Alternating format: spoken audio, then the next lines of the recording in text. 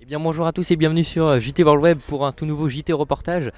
On est aujourd'hui au Cursal à Berck pour vous faire visiter le musée des Bleus qui a été installé. Voilà, c'est une exposition à l'occasion des 50 ans du football féminin français et aussi à l'occasion de la Coupe du Monde féminine qui a eu lieu cette année en juin en France. Et donc je vais vous emmener dans ce petit musée. On voit directement ici qu'on est accueilli par Wendy Renard et l'équipe des Bleus.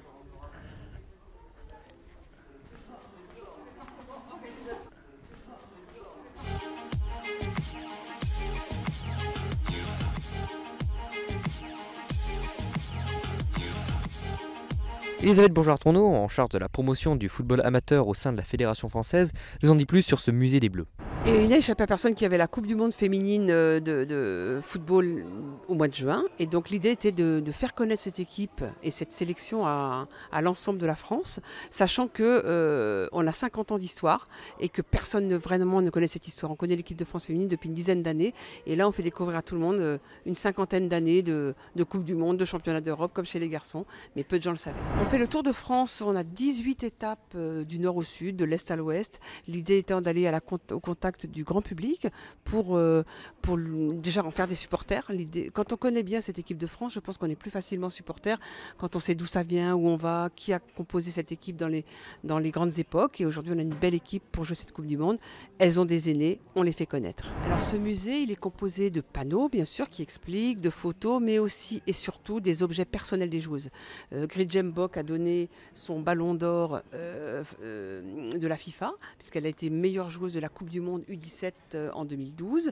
Et le top du top, c'est Amandine Henry, l'actuelle capitaine de l'équipe de France, qui a un ballon d'argent à la dernière Coupe du Monde, qu'elle a mis à disposition dans une vitrine. Mais on a également des objets des filles des années 70, 80, 90.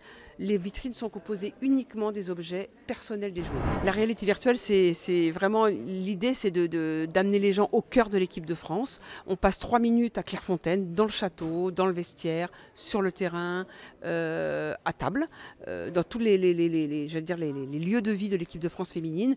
L'idée étant de montrer aux gens comment ça vit à l'intérieur de Clairefontaine et surtout de donner aux gens envie de suivre cette équipe et de l'encourager pendant la Coupe du Monde, parce qu'on joue à domicile, mais on a vraiment besoin du public.